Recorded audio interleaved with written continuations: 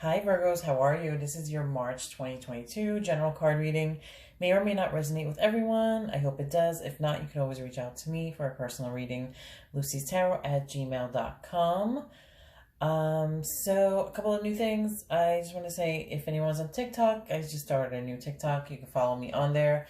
It's at Lucy's Tarot. I actually do readings with my channeled message card decks that I created. I designed and came up with the messages for those decks. So you'll see. So I actually posted a few on this channel already, but I'm going to be doing those definitely exclusively on the TikTok channel and then post some on here too. So those are actually, if you want to check out, I have about like 9 different decks already, like intuition message cards, love reconciliation cards, passionate message cards, money healing, all that stuff. So you can click on, or actually the site is in the about section of my YouTube channel, so you can go check that out. Okay, so Virgo. Let's see here. Okay. These cards, I think all, sometimes, like a few cards go together and not like the third one or whatever, but I think these are all like put together all in one. Basically for March, or just in general. It seems like there's either something that you want to do, or you want to be, or you want to pursue that you need to be doing. Or maybe you've been putting it off, or you haven't felt confident enough, or something like that. Because the Become the True You card comes up, and then affirmations and higher consciousness. So Virgos, you may need a little help. So maybe, yes, you may need to start doing affirmations if you don't have the confidence, or if you think that it's not possible. And then also connect to higher consciousness. So like align yourself, alignment, raising your vibration, all that stuff. So let's get into it. The Become the True You card, Warata. I don't even know if I'm pronouncing it correctly, but that's from the Flower Therapy message cards, Oracle cards, technically.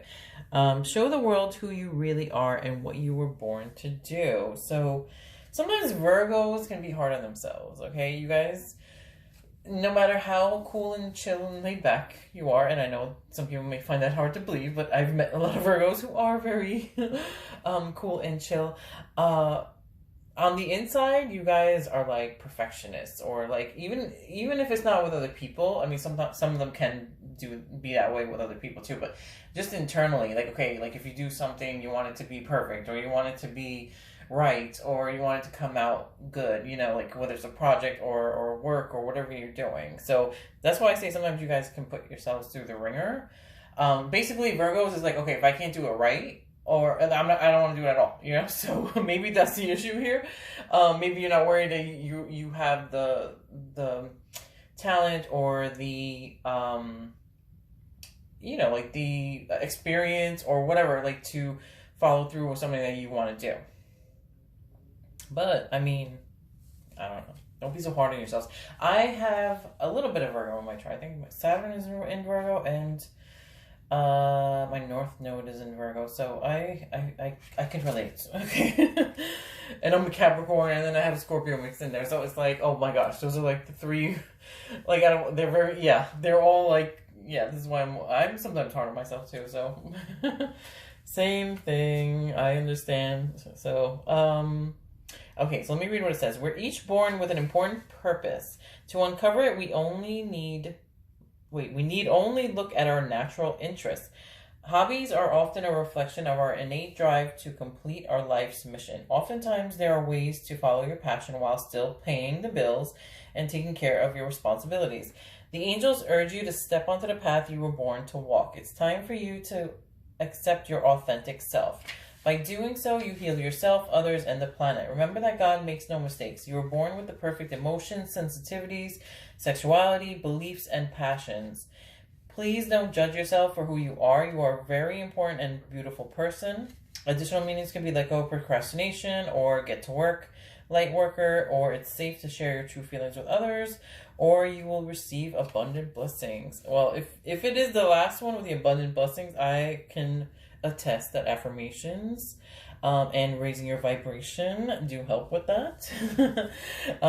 So the second card is the affirmations card from the Magical Messages from the Fairies card deck. So that one is to lift up your thoughts and energy and to attract what you desire. Use positive affirmation. So I used to, oh boy, it's like a few years back, but I used to do, I think that did help me when I used to have like a notebook and I used to write positive affirmations, and it could do with anything. It could do with money, with yourself, like just anything in general. Like I used to always write, I know some of the ones I used to say is like, all is well and everything continues to go smoothly for me. I always like that one.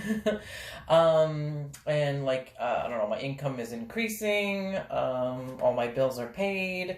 Those were some of the stuff that I used to always write. Those were some of my favorite ones that I used to come up with. So, I mean, here's the thing. If it is like you, and I know some Virgos that are, that work regular jobs, but they have other things that they want to pursue. So this is kind of like a confirmation, like, okay, you could still, get started on it or do stuff even while you're working a regular job to pay the bills. Like say, do it on your spare time or on your days off, like something, maybe it's a hobby that you want to make money off of or do something with, So, there's always, ways to do things. So, keep a positive attitude. Okay, so the book says you drew this card because there's something you desire right now. You already know what this is. To increase the speed of your manifestation, it's important to lift up your thoughts, feelings, and beliefs to a higher level. So that's funny because then you get the higher consciousness card next to it. So that's funny. That's why before I even read any of this stuff, I was saying, like, I feel like these three go hand in hand. Sometimes on certain readings, like two of them may go together and the other one is just like a straggler or something, you know what I mean? But this one, they all like work together. Positive affirmations can increase your self-confidence and faith, which are two essential and magical ingredients in manifestation. This card is a message for you to say or read positive affirmations and to boost your faith, optimism, and effectiveness in bringing about your desired results. Additional meanings for this card could be begin each day with something beneficial, such as praying, meditating, or reading from an uplifting book. Or as you stay positive, everything in your life becomes more positive. Or the outcome of the situation you're asking about is dependent upon your optimism. Or watch the words that you say and write to ensure that they're positive and aligned with your desires. So yeah, now even if you were to write positive affirmations in a notebook or read positive affirmations out loud, you still have to have a positive attitude, and then you also have to put in whatever work you need to put in. Like everything's not gonna, just drop right on your lap, I